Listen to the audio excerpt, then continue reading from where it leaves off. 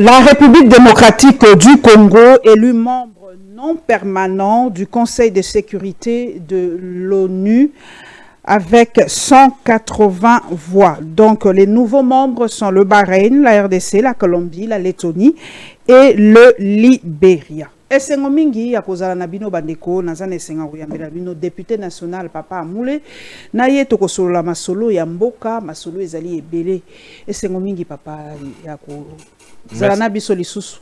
Merci ndeko journaliste Paulette Kimutu. En tout cas papa zali parmi ba seul député oyo balinga kosolola na ba population na bango pona yebi ke mission nga bato mingi ya Ituri batalaka na pesi merci mingi po ba député mingi balinga kata ko solola te to ko benga bango na téléphone boya tato solola ba circonscription na bino yoka makambino bosalaka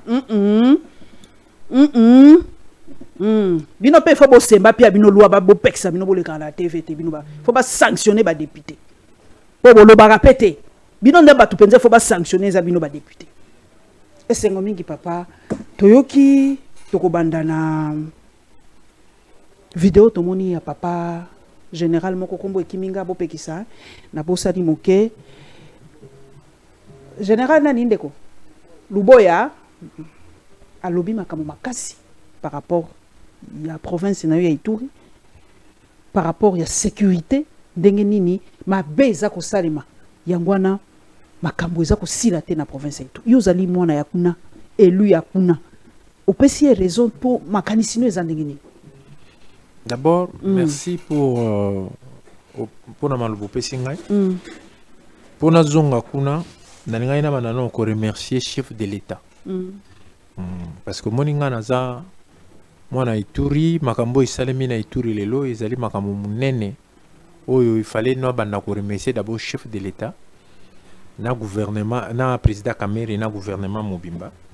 Parce que moni le 2 mai, na saisira qui par motion d'information le président de l'Assemblée nationale pour la exonération à Bana Ituri.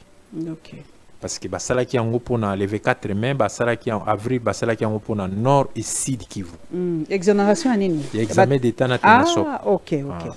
Basala qui en pour le nord Kivu et sud Kivu. Alors quand je vis ça, motif au évoqué qui est par rapport à état de siège. Alors, le Kola Ituri pesa pour faire partie à état de siège, na senga qui était, ben Ituri pesa inséré comme bénéficiaire. Alors, quand on a saisi par motion d'information l'Assemblée nationale à travers le président de l'Assemblée nationale, yesiko na tournaé a éco saisir, na éco comme le na saisir le D. Les 5 qui sont liés, parce qu'il fallait les les Tokutani Peto Solo Linaye, les 8 à saisir Premier ministre.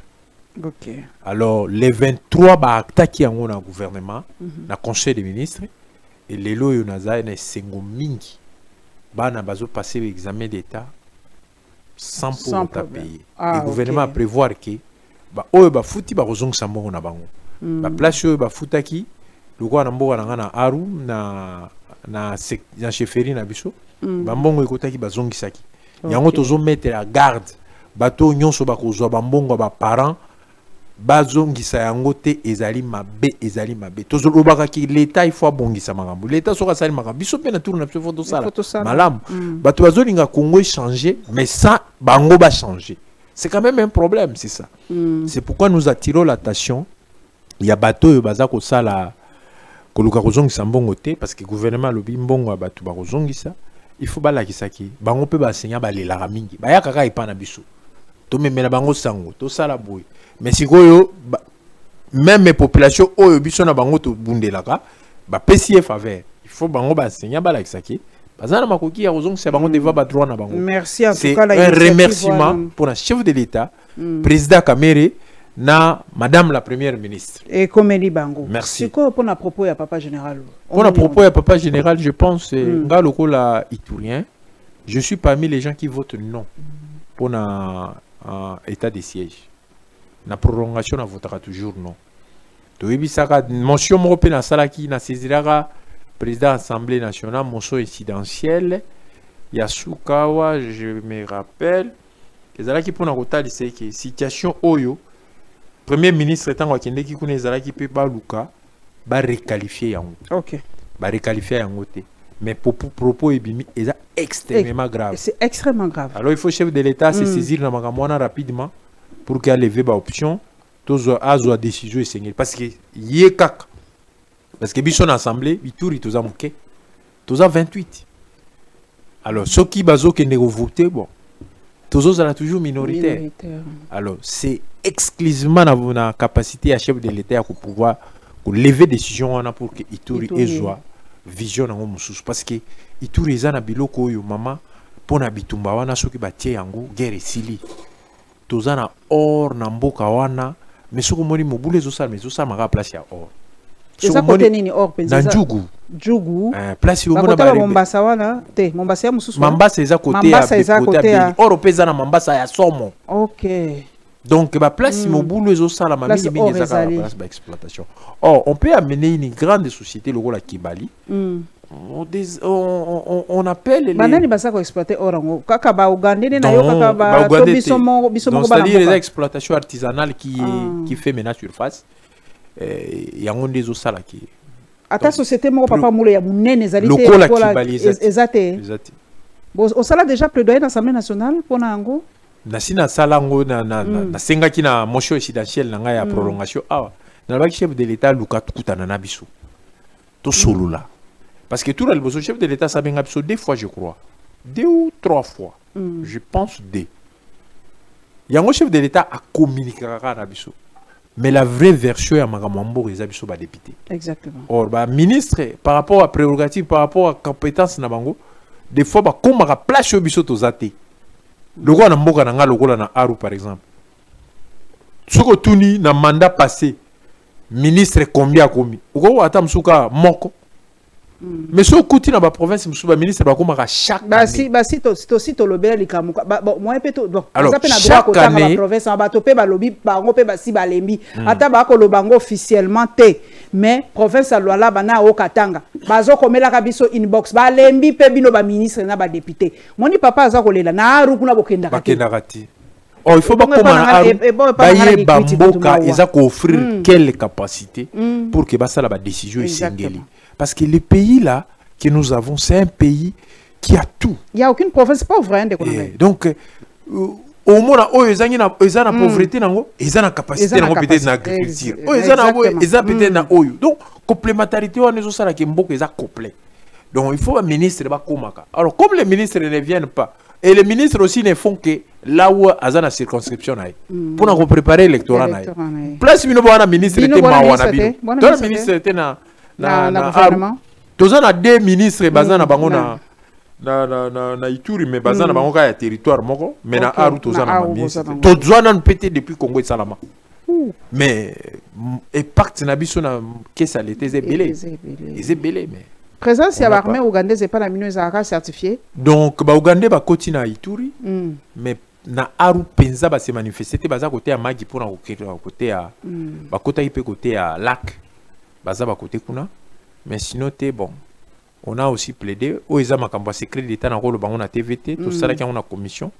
Il y a des choses que je ne peux pas parler ici comme homme d'État mais ce qui est vrai Makambo situation à Ituri il faut présider à Zouango rapidement pour que a décanter les situation parce que na ndenge ba déclaration et qui pour ngai penza comme acteur politique ya mboka responsable à cause la bonté.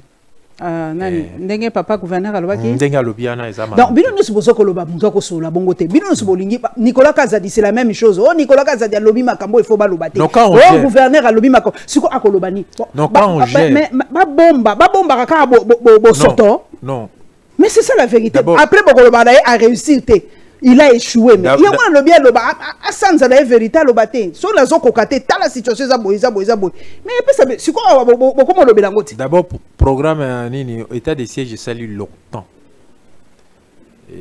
donc objectif nango za la Guinée maman Paulette ezala qui pacifier mais pacifier implique les équipements les moyens la politique de se faire mais tango sali nango une année 2 ans 3 ans ils ont cocaté Pourquoi ko loba na suka tango zana batu mususu ba vandi e pa na yo baza susu ya bisoto loba makambo ndengwana. Il était mis à Lobango avant Batouana. Est-ce que ça suka loba te nem sumuto batu loba loba pe bayo ka été? Il a le numéro du chef de l'État. Or ngana ko benga chef de l'État te. Ya ko benga. Ya ko benga directement. Il représente le chef de l'État directement là-bas. Donc le mal. Donc moi je trouve que nenga lobby yango na ba média mabe. Bon, je n'ai pas aimé personnellement. Mais moi personnellement, je n'ai pas aimé. Donc, il lui appartient maintenant de pouvoir dire au chef de l'État ce qu'il doit faire. Mais nous, on avait déjà. On a évité. Un problème député national. Je vote toujours contre. Et propos na pour nanga juger mon pinza malamute. Chef de l'État a une responsabilité à signer ordonnance pour nous cette orientation. Sinon, na niveau de l'Assemblée nationale. Mais est-ce qu'il a dit la vérité ou pas? Bon, ça appartient à Bazo, Bazakuna, Libosobaye, Basoga vérité. Mais moi, j'ai toujours été contre sa gestion. Il y a un gouverneur Wana. Très, très contre. Parce que, au Moni, Ituri, et la province est bien. Azamuta Ituri? Azamuta Ituri. Okay. Et la province est bien, paye à ma coquille belé, ou que ça la maramboa bien. Moi, je ne sais pas si gratuité, un gouverneur serait peut le faire seul, avec les moyens de l'État sur place là-bas, sans l'apport du gouvernement central. Parce que l'Ituri en a cette capacité. C'est ça. Vous avez des acteurs politiques qui ont fait 3 mandats, 4 mandats, ministres, n'ont jamais trouvé une solution pour la communauté iturienne. C'est extrêmement grave. Mais il est là pour les comptes de l'Ituri. Au moins, on a finalement parce que quand tu es Iturien, tu as eu le mandat au nom des Ituriens, tu dois agir pour les Ituriens. En dehors d'abord, il y a non, aux députés nationaux, il faut faire. Parce que moi, je parle de la nation. Mais quand on me situe par rapport à une province, à une circonscription donnée. Mais quand je dois agir au-delà de ce que je fais pour la nation, je traite ma session budgétaire, mais je traite aussi la particularité d'où je suis venu. C'est cela. C'est la force. Il y a l'Assemblée nationale. Tout ce qu'il y a l'Assemblée nationale, le Mikolo Penza, ça bouillonne là-bas chez vous, la commission, kili, interpellation. On a mon Penza que Papa Vital a zongi nenga zala en tout cas. Pour n'angaye, on est à Ponivinanga. J'assume. Parmi les meilleurs chairman nini ya l'Assemblée nationale, Vital Azanakati. Papa, au Bengisi, le ministre, pour lever, pour la nini, pour lever, il y a Constant Moutamba par exemple, mais où il y a Jerry, pour lever. Bon, problème, il y a Constant Moutamba, merci pour la question. Problème à Constant Moutamba, fait, qui est sango, et ça quand même, ce que c'est quand même extrêmement grave. Mais Tokangi était. To livré était. To livré était. To personne de permission à l'instruction. Ok. Ça veut dire, il a ses immunités, il a sa force comme d'habitude. Donc c'est-à-dire, ça appartient maintenant au la justice de prouver si koyoba makambo ba komela kibiso. Par rapport à l'audition, tant ba sala ngo, to autoriser des instructions. Tant ba sala yango, justice a quoi argumenter on a oya nango par rapport na o ezali de tokoye ba neni tout ça. Ndenge pe tozo tourner émission Papa Constant Moutamba azane calme na cour de cassation déjà que nous nga lokola député je sais les lois azana ko bénéficier na présomption à innocence. Il faut qu'on ait que de prouver de quoi bato makamalo keza ya solo to ya lokuta. Parce que c'est toujours comme ça. On ne peut pas prendre parce qu'ils ont déjà la justice. Et bon pour la papa Jerry, pour la nini bobo. D'abord, ils ont problème moko fait social, moko donc ils ont makambo moko. Ils ont makambo mutation minda normal. OK. Afuta ba biloko nyo surtout normal. Ils ont ndenge ba héritier ba zalaka wana ono ngai ngana sepela kité or likola ba document ba signature na bango ezali. Quand on a passé la rachita si ma poya ko bende sous li konda banene to mona ga ngoza faux problème ango to tindi ba kendo kutana ba benga na ba kutana comité de sage o eza yote comme ça ba tracher on musika parce que ceux qui makambo bongo e salami na assemblée nationale et ngol ba so nga pe na futi émission na hote muko msusu na ke fundo pe na assemblée baba mo ni ke komi pe ya makambo ya bana miche Papa Vital, na yo fuda papa mule ko pa na yo. Oyo butazangi makambo mike na zui conflit na mwasi na nga bayena. Oh, ezande bongo. Bongo pona papa Nicolas Kazadi. Pona Nicolas papa Kazadi nga naza penza na problème mingi te aza député national. Soki ba fait monsieur Hollande par rapport à makambo. Bon, je ne sais pas un député peut donner ses opinions par rapport à ba makambo na ba tie ba commission bon. Et quoi pas? Mais yo landa qui émission ngo. Wali député lokola yi. Est-ce que aloba ki makambo il fallait pas aloba? Est-ce que makambo est choquant qui paye yo lobby c'est tout à fait normal, il en a eu ras le bol à exprimer pour lobby ba lobeli ba be mingi e pas na droit ya opesa droit na ya réponse. Bon on ga na opesa penza jugement à valeur mingi te parce que ndenge soko landi okomitu na pourquoi makambo soko azoloba bongo pourquoi yepe a continuer ka ko sala. Ah OK. C'est aussi complexe parce que quand tu vois pas les choses normales, mais il faut se retirer. Se retirer, bon, c'est comme si il acquise les autres. Il y a des assassins. La structure wana oya lobi ba structure budgétifo yubilo bozali organe o légiféra kala makambo mbongo makambo budget alobi bazo créer ba structure oyo eza ko bebisa ezo kota la budget ba structure eza ko ya chaque année aussi bo kati budget bo mona structure ebimi bilo boza organe o pesa mbongo bo lo bakate bo se plaignir raté. Chef de l'état ça juste solution na makambo alobi ba longolango ba kata ba structure ngo na ganisi eza ba structure eza ki créer pe na niveau de la présidence, peut-être pour l'idée de bien faire, comme ça n'a pas marché, c'est comme cela que le chef de l'État aussi a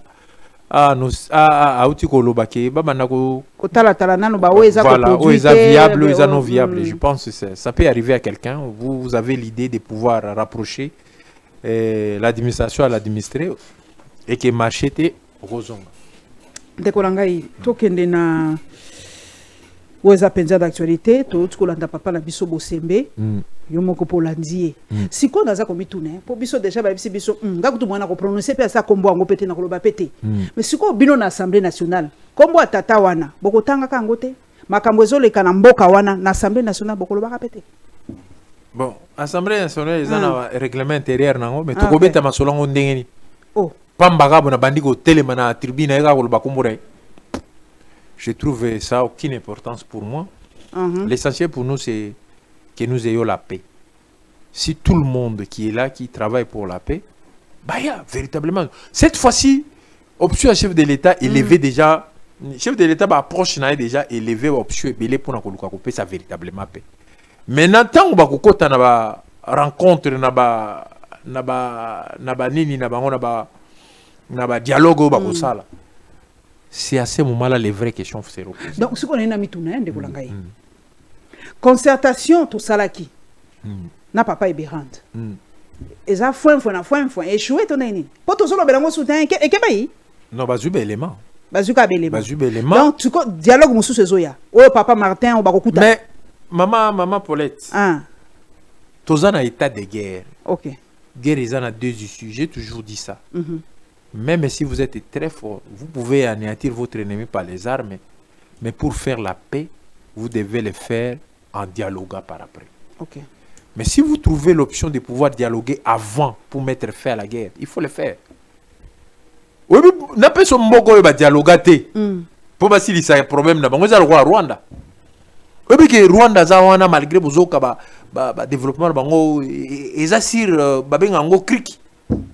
il y a des gens qui ne jure que sur un jour il faut basolo la makambo ya Rwanda. Or Rwanda a donné les pressions aux ala nakatia développement, nakatia paix retrouvée. C'est pas une paix retrouvée parce qu'il y a des ceux-là qui sont exclus.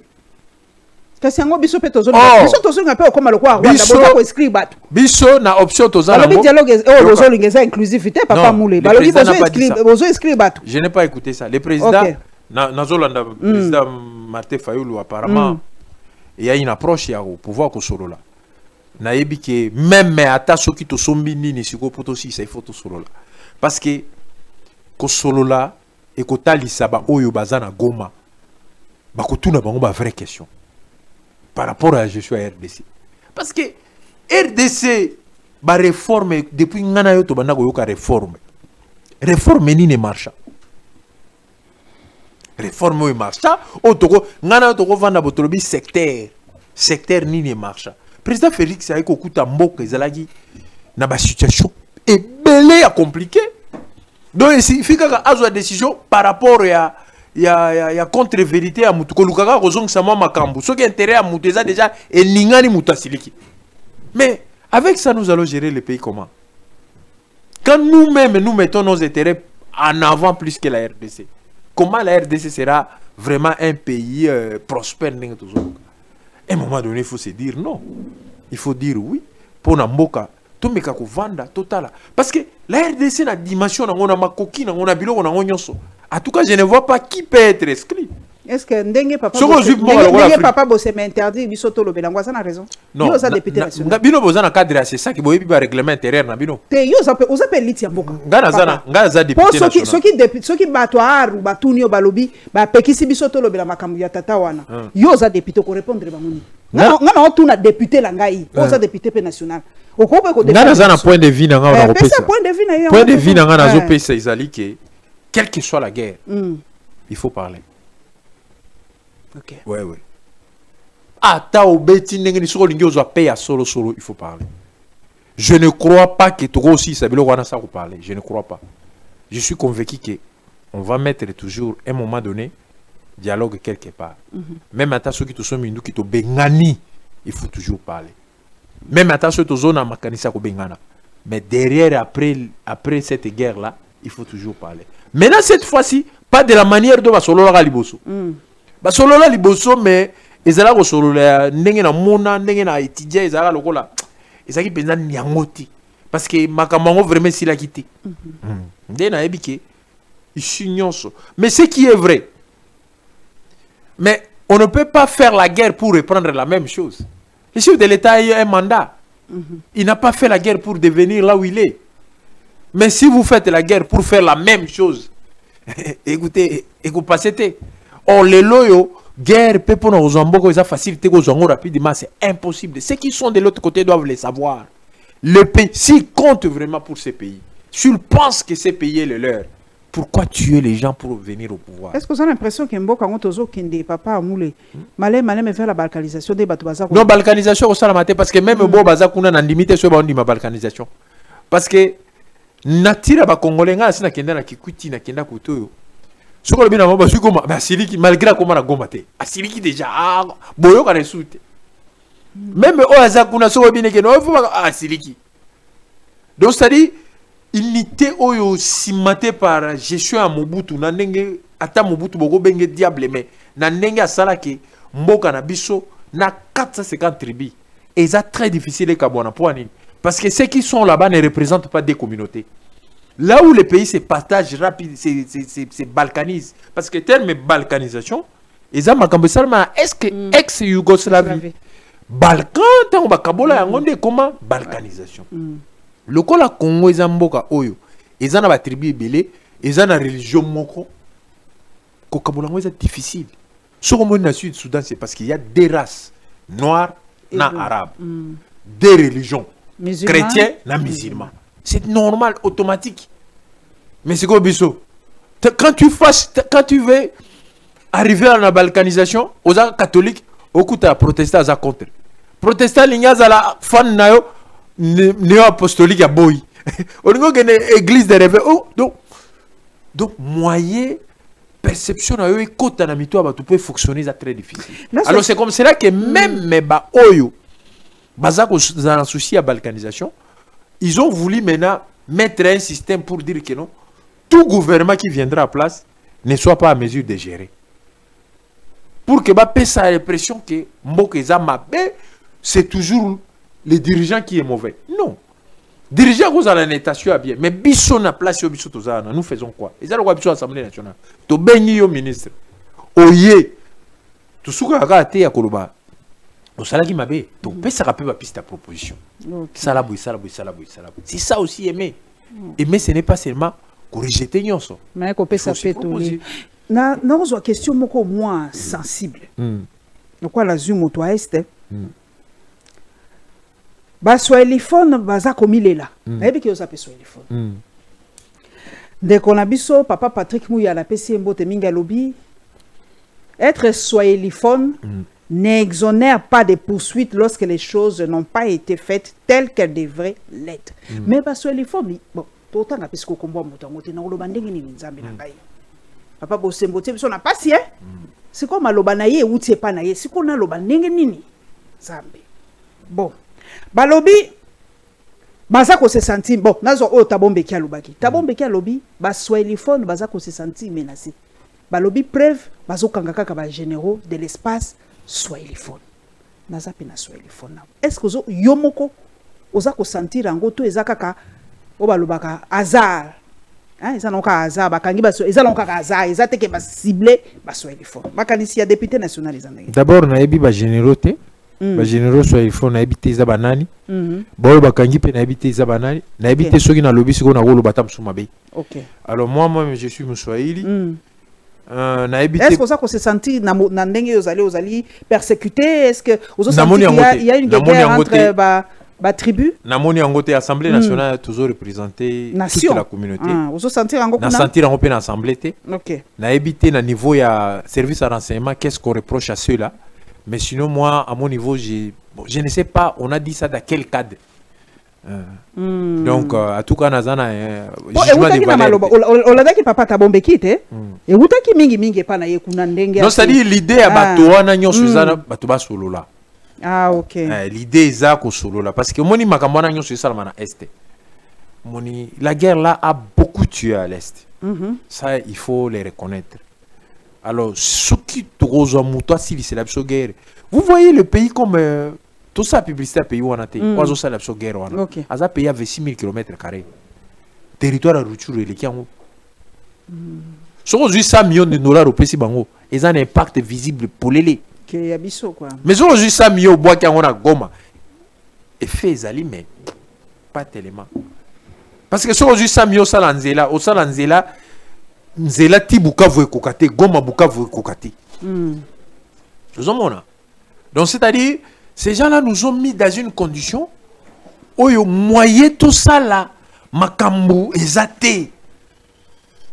Alors, c'est comme cela que pour que tia batuba se chauffer ba bengana batuba ba dirigeant na bango ne yango wana nde batie biso na ba condition wana oh le pays a la vocation d'être uni force ya Congo eza unité wana mukolo tokozwa kimia ya 10 ans ma Paulette na lobi na yo Congo ba ozo mona wana eza vrai pays à 10 ans les Congolais sont très entreprenants. Alors, donc, peu qu'il y a 10 ans, parce que nako tangelo mboka lokola goma soko kina Uganda ke lotalango na ba mbongo na ba makambo nango eza mboka moko donc est très différent. Na mbongo zui butembo kina Uganda luka mboka semblable na butembo na ba mbongo nango na ba makoki nango. Au moins la dame zoukou neza presque première ville.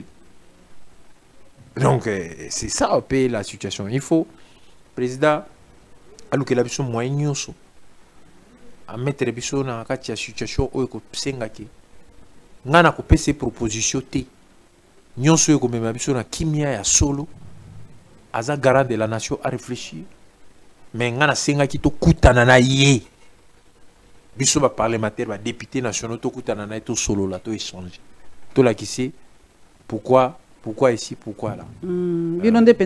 Parce que vérité sur le terrain. Conseil des ministres, ils ont un principe trop, tu vas vendre vraiment na boto si, bah on la bien, kaka na nenga qui makambu ça va tout ça.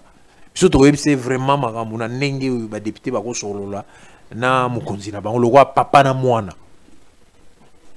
Esengo mingi. Tozo aspect mususu. Toka ki balobi baliki ba charger ba passeport. Ministre ayebisa ki biso déjà ki ambalo ekozala $75. Benga nazo loba mingi na bana ya aru. Bana aru bazwa ka passeport ndenge ni yo député na bango. Mécanisme nini bango basaka pona kozwa passeport. Question à kitoko d'ailleurs sans pour autant vous dire le contraire, j'ai initié une question orale. Oyo déjà tant on a kekotika yango na yoka ke déjà moko kotsa ki liboso. Bazouaki déjà président de l'Assemblée, Azouaki déjà Azozela suite il y a question c'est comme ça qu'on met là qui est. C'est un problème casse-tête ya ba congolais. Passeport. D'abord, les passeports congolais s'impriment ici seulement à Kinshasa. À Wakaka. Toujours à Kinshasa. Il y a ceux qui sont en attente de passeport, ils ont plus de 8 mois. Wow. Plus de 8 mois, bah foutambongo, bah salagno surtout, bah ont ba coupon mais besoin passeporter. C'était justement sur la question de Madame Premier ministre Sabiso Batouana, quand na bango ils ont résolu comment et quand. Tu as des Congolais qui attendent.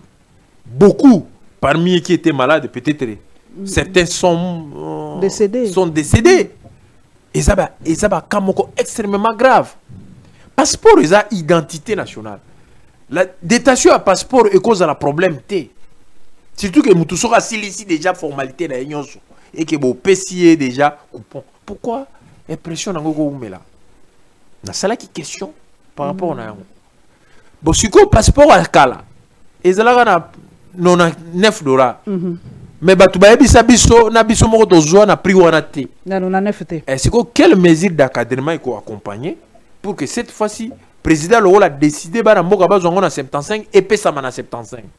Et aussi quelle mesure d'accompagnement et ko salama pour que bao bazana est ba tungisa makate parce que muto azana aru et pas na ngana ngokolo. Pour comme na chef à territoire, il faut ça la 86 km. Mais si on peut bimawana comme na bunya, il faut ça au moins 300 km. Pour que nous l'anda passeport. Pour ça là juste formalité. Ce qui bâtit ba dispositif voilà. Mais tant qu'on voit na Kinshasa, yo ebika ndenge qui voilà. Ba oyo baza souple ndé bazwa passeport.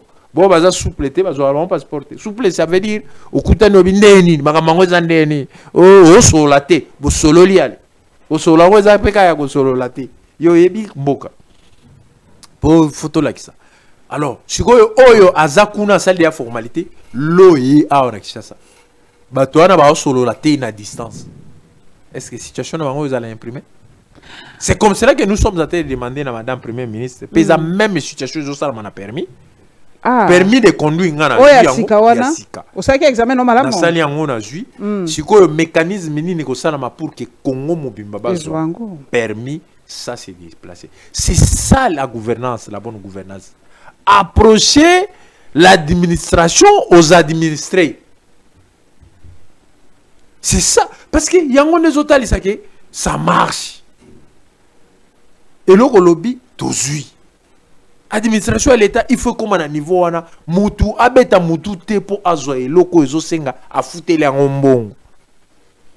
C'est ça mon rôle député national. Nanina tuna ba bisinga tunela biso papa amuli. Est-ce que l'Assemblée nationale vous a ba député au bazala ba territoire occupé bali? L'Assemblée nationale ya lelo. Sud Kivu Goma bazali. Nanina tuna. Ba lobi to yoki ba futaka bango lisusu te. Ba banque na bango ekanga. Peli kamba passeport, est-ce que bango bakoza sous na passeport? D'inviter ceux ba goma tracé bakoza passeport, ba to ba territoire occupé ba ko bimandenge nini so ba na posa okende libanda. Na lingina tunu motuna clair. Est-ce que ba territoire wana occupé, est-ce que ça fait encore partie de la RDC oui ou non? Moi je dirais oui parce que ceux qui sont là-bas n'ont pas dit que le pays n'est pas la RDC. Mais vous fouta bango te, vous avez passeport te, vous avez permis te, vous avez l'autre côté, vous avez ministre la finance. Sans que na kata yo site. Obi ke na bambo kam suba lobi ba document au M23 AFC PC bango. Bon ba bimilango libande ate. Mais baza pe na Kinshasa pe bosundo libango. Siko bato agoma baza ko se sentir ndenge ni. Na kanisi ba sundo libango te. Tobenga ministre la finance, ça qui biso ke bazo futama. Ok. Papa Likunde to pesi mbote minga a lobby penza ke Doudou Fwamba, voilà. Ouais. Ça biso bazo futama. Na bien que mingi Likunde. Tout à fait, vous en avez raison. Ba futama na système ya téléphone chombo parce que ba banque bakangaki. Oh, bazo futama on a ba M-Pesa na ba box ça publicité na ba OK, ça va. Futama on a système. Alors par rapport à ba document na kanisi ba o bazawana soki ka ba lobika pas Congo kombo comme ça bango moko bato ba benga na bango. Mais ils ne peuvent même pas le dire. La pratique. Papa Amoule, Yosa député national. Si un gomatracien aujourd'hui a besoin d'un passeport, il va faire quoi? Donc, quelqu'un qui habite à Goma a besoin d'un passeport de son pays. Il fait quoi? Est-ce que vous avez un ministre des Affaires étrangères? C'est une question prioritaire. Oh, vraiment, il faut trouver solution. C'est pourquoi nous demandons au président de la République l'enjeu pour nous mettre fin à la guerre ils ont vraiment des tailles. Parce que au moins une situation où tu as lelo, il faut baluka rapidement basilisa. Yango nena osenga toujours na continuer ko insister. Président kutana biso solo là. Batu bazawana o ba député bazana ba territoire occupé bazé belé, bazana makambo bakolo ba fonctionner yango. Nangani si ko PC mayele ya kufungola pour que ameka ko aborder makambo d'une autre manière. Je pense c'est ça, c'est important. Par rapport à kufutama, ofutama ba oyo au moins tu peux examen d'état basali. Dans le territoire occupé, Basali? Tout. Ok, c'est bien. Basali, examen d'État à Congo. Bazaba Congolais, Basali, examen d'État. Pays à Pamba, à Foutité. Donc, je pense que l'État a préoccupé. Biso surtout l'Assemblée nationale, tu as très préoccupé. Pour la Maramboana. Et on a continué à réintéresser le message au chef de l'État. Ayam Babiso, tout solo la naye. Donc, tu as vendu de 13h à Tati, 18h, 19h. Ayoki attaque quelque chose à centaines de personnes. Nagani c'est que ça allait bien. Arozana idée tant que ma place pour. Est-ce que ça a un message particulier vraiment? Mingi émission na ngana batoar, ngana linga mingi Congo profond, qui déjà ces aka Congo ti. Na lingo solo la biso non aru, obetela na population un peu c'est quoi ba yeba kino ba yeba un peu aru ezanini richesse nango pas problème ça ko na bandela toujours pour bana mboka ba yeba ki la RDC, c'est pas seulement Kinshasa. Merci beaucoup pour la question. Tous en Ituri, tous en territoire Aru, tous en frontière à Sud-Soudan. Côté Sud-Soudan. Ouganda. Ok. Particularité à territoire, ils territoire ils en minéralité. Ah, ok. Tous en na élevage na commerce. Là c'est Mbororo bazokota. Te Mbororo ils en côté à Bazouele. Ok. Biso tous en Ituri, tous en Mbororo, tous en particularité à élevage na commerce. Okay. C'est pourquoi nous avons tout le temps que Aru est un entrepreneur à minene. Ya minene et pas na biso kokuta ba indiete, kokuta ba libanete. Tout ce qu'on fait là-bas c'est avec les Congolais pour les Congolais, toujours na makuki ba Congolais ba moko. Et biso ndenge toza na problème maintenant là. Na zo tala makambo de très près na uti ko landela en assemblée. Tous en réfugiés côté belé côté Sud-Soudan suite à la guerre à Ouganda il y a ni à Sud-Soudan donc tous a préoccupé parce que santé au habitant batubaya que belé infrastructure sanitaire accompagné raté et zagamon na koko sotam suma épidémie quoi au botama ona assistance c'est à l'état na nous peut continuer toujours bunda total qu'est-ce que l'état peut faire là-bas il y a toujours réfléchir qu'est-ce que nous pouvons faire rapidement pour que tu as l'État ba proposition pour que akene ko intervenir kuna. Arundenge zawana ezana ba problème ya nzela. Na lobelaka 145 territoires et pas na bino et salami. 145 territoires ici là té. Ata infrastructure moko etongami te côté kuna. En tout cas ba sala ngoma be makasi ba société ya wana. D'abord ezali ba sociétés mal sélectionnées, ce sont des sociétés qu'on a amenées chez nous. Or ils ont très mal travaillé. Lokola na epa na ngana chefferie na ngato zana ba ouvrage na bango 5 à plus de 1 million et quelques de dollars ba sala yango te ba silsati. Donc en construction d'ici vous construisez vous ne terminez pas vous avez abîmé la construction vous avez détruit c'est-à-dire vous avez pris l'argent des contribuables congolais bo bois qui en a fenêtre. Alors na zaki na contact na DG ya Beseko Mabi Mulumba na kozongele peut-être dernièrement pour Natala ndenge nini akoluka mécanisme pour pas méca aussi ça banda quoi parce que soit si si en côté ça ma bé makasi c'est vraiment détruire et tous ça 45 territoires et salamate de en autres senga l'état a méca kota la biso route à dessert agricole et tika la ko salamate alors territoire les autres sambon mingi na kesa l'état alors et loko toza nango kuna na kesa l'état territoire mobimba ba fonctionnaire à l'état baza muke. Parce que ce que nous avons là-bas, c'est juste DGI, enseignants, na douane, DGDA. Oh, il n'y a pas assez de personnel à l'État. Ils ont fonctionné. Alors, tous en frontière tout autour, ils ont pour eux, marquage. Basala yango bien côté Sud-Soudan, côté Ouganda, mais il faut balander lango sous bazon ça va borne. On a tout le ministre il y a intérieur pour ameka kutinda l'équipe ba kindeki alors baga okutana ba institut géographique pour baga bazongela basala musala wana. Donc c'est ça un peu la préoccupation. Toza très loin na administration na gouvernement central. Alors en tout cas le ministre ba kenda kakunati. C'est pourquoi j'ai dit, il faut que le ministre Baïbaki, Tozana Mboka Ezakuna. Mboka wane kote saka mbongo ebele. S'il voyage partout, bazora mbongo na kesa l'État Baïbaki Mboka Ezakuna. Biso de voter chef de l'État majoritairement. Plus de 85%. Ngai moko nazalaka na présidium mwana ba signa ye moko secrétaire permanent a signé yango. Nazalaki na kati parce que on nous avait identifié comme des leaders. De signer qui te battre campagne véritablement pour le chef de l'État, il a gagné haut le main. Donc dans une situation où que l'État a musika na biso makasi akoma kambangu mbangu te ba trouver solution te. Au moni na uti koya na bundi pour que province a Ituri ezwa exception et exonération examen d'État. Ils avaient bitumba penza parce que au moni nga mwana Ituri ta on a moni nord Kivu na sud Kivu. Ils ont déjà na katia processus d'exonération à tout cas na la quitté. Dans le but nous faisons partie à critères.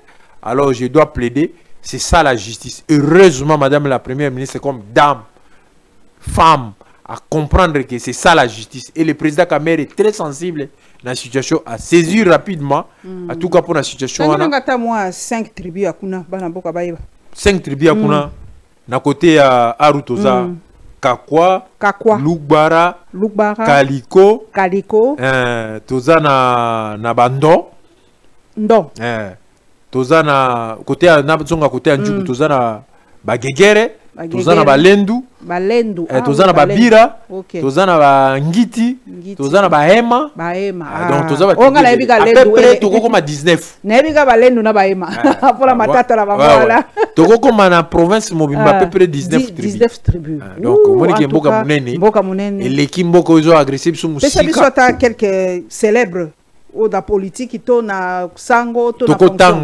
Tanga et pas na biso ezara Uchai. La province. Fait à Uchai azala gouverneur na biso. OK. Toko zoapé Ezadri azara rapporteur. OK. Na auto kufa pe na am na bango nyonso to bakufi. OK.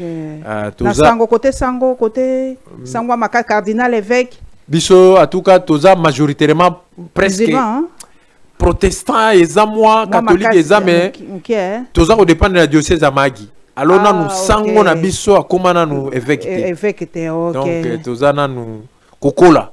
Mais l'Assemblée nationale a fait au Konangai. Est-ce que l'Assemblée nationale va projet nini bosali ba loi nini bazo proposer déjà avant bokende congé tosali ba to ratifier ba loi ya combien de lois par exemple ba projet de loi ya gouvernement ebele na ils ont un rapport à finance. OK. Je n'ai pas tout ça dans la tête. Mais moi makasi tosali par côté social par exemple. Oui tosali parce que ouais ba électrification peut tosali en gros. Ah OK. Donc na minute oyo na kanisi ba proposition de loi est belé ba député ba tie ba proposition d'ailleurs quand on a commission to bando discuter par rapport à agriculture na lelo tozaki no ya pêche. OK. Donc ba proposition est belé na niveau ya na ba commission sous leo na monaki ba to aménagement du territoire bazaki na ministre à plan. Donc ba msu bazaki na PAJ na socio-culturel bazali donc à tout cas ça les belé. Combien d'interpellations ba ministre bosali na goza nango na mutu nyonso te en tout cas to sali au moins plus de 5 interpellations. Plus de 5 déjà. Ni question orale avec débat pas interpellation. Question orale avec débat et ça la mine moi mingi. Interpellation moko et salamaki o ya ministre de l'infrastructure mais session ana ici là qui na ici et les cas qui n'ont mais sinon tes questions orales avec débat ils viennent régulièrement maintenant. Ils respectent l'Assemblée nationale. Tous ces gens là OK. Mais Guéguer na cour constitutionnelle ici hein. Il y a cour constitutionnelle. Par rapport à Matata Poni ici hein. Sagesse lingi kolobanini. Biso toza bana tata moko. Makambo susu ezala makambo ko soana te. Makambo susu ezaba institution bakutani batali makambo ezali ba harmoniser. Parce que l'intelligence souvent tu utilises l'intelligence ma bien à Congo. L'intelligence à Congo comment le là ceux qui mutazolo ba bien. Aza ko raisonner, aza ko loba français bien. Tu gagnes ici en intelligence. Maman politique na web journaliste ya motu ya na mboka oyo. Les jours nous allons renverser l'équation. Pour nous ça les hommes intelligents. Au quoi comme on a les hommes intelligents qui ont le bon sens sont dans la production des richesses. Les hommes qui, on peut pas dire moins intelligents, qui se disent intelligents, sont plutôt dans l'administration, qui ne produisent pas, qui bouffent la production des moins intelligents. Au moins, on a des intellectuels de belé. Ça va millionnaire. Mais au moins, on a non intellectuels, sont des millionnaires, multimillionnaires. À initier l'Ogomogo comme une bonne belé, l'État comme un bon pas. C'est ça les. Soit il faut changer façon d'appuyer au total. C'est comme cela que j'ai dit à mes enfants. Il faut avoir le bon sens. L'intelligence ne suffit pas. Il faut avoir le bon sens. Il faut avoir le bon sens. Il faut savoir ce que tu cherches. C'est ça. Tu transformes ton environnement. C'est ça l'intelligence. Il y a un monde en apoto, il y a souvent, au monde en apoto, l'entreprise, il y a l'été, il y a mouké. Il y a mouké, bah privé. Mais bah, au place, il y a un salon en apoto, et il y a un privé. Alors, bah, comprenant que bah, accompagner bah privé, ma casse, pour que bah, pèse ça cadre, bah, pèse bah, simplifier le système de façon que, moutou sera salé entreprise naïe, bah, mesure d'accompagnement à l'État, et zo pèse ça qui, mouké yoku faté. Moutou déjà comme il a $1 million. Comment l'État qu'on dit ma société en est koufa?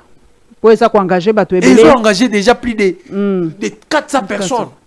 L'État il faut accompagner biloko il y a ngoni na moni dernièrement par rapport à camion ba grand car nengeza ba continue à grève. Oh quoi? Ba lobi ba bi mana 22h. Mais embouteillage moi il faut pas comprendre. Non, le problème mais ça il faut l'État comme à force. Na ko pesa ka kama ko salama na tu na nini na IRSS na Russie na IRSS c'était na Russie. Il y a une société qui a employé 40 000 personnes. Comme le directeur général, il a privé, comme on est Thierry Pascal. À l'époque, Poutine était premier ministre. Tant que la situation de crise continue en Russie, il y a aligné dans la société pour que nous allons faire place. Quand la société, on a 40 000 personnes, Poutine n'a pas naïe. À ça, la proposition. À ça, la contrat. C'est avec ou ça, lui, société a marché. Azonga, société marche. Poutine a signé ça à lobby, toi tu signes. Ce qu'on signe, mais sans toi, société ne marche. Il faut totalement s'abattre. Ça c'est ma préoccupation. Il constate que, d'abord, comment peut-on accepter dans une ville comme Kinshasa, avec plus de 20 millions, presque 20 millions d'habitants, camion remorque qui ciment zéla. C'est ça, c'est pas normal. C'est pas normal. Même Masanga papa ça mais comment on camion munene ko tika de casier. Tout ce sont des bango. Zela bazo mécanisme même dépôt ils soutien. Alors, c'est comme cela que j'interpelle le gouverneur de la ville, il y a cause la ferme. Il faut mi beko à l'état et à la appliquer. Ceux qui basent en position de sécurité pour que va déposer le na bango butu. Gouverneur sunga bango. Après ça bango makoki atinde bango ba policier ba sunga bango ba décharger le na bango na butu. Bazo bangane bazo ma butu ba banga sécurité. Insécurité té, ils a peu problème mais ba mesana té parce que au moni Congo ba to basala rati 16h. Quelques chauffeurs de batambola na butu. Mais quand on dit 22h à 5h du matin, mais ça era malamu mutu ke ko tambola. Ba camion ya solo, ya minene tambola ngande ba wana.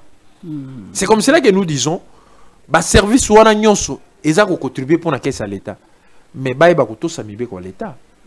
Nyonso tout ça, nous sommes en train d'étudier comment aussi ça embouteillage. Ce qui embouteillage ici et que ba moni que ba mesure et accompagner et puis si bien, ba ko alléger pourvu que ba tu ba te kananzela. Na aru kuna barrage ali.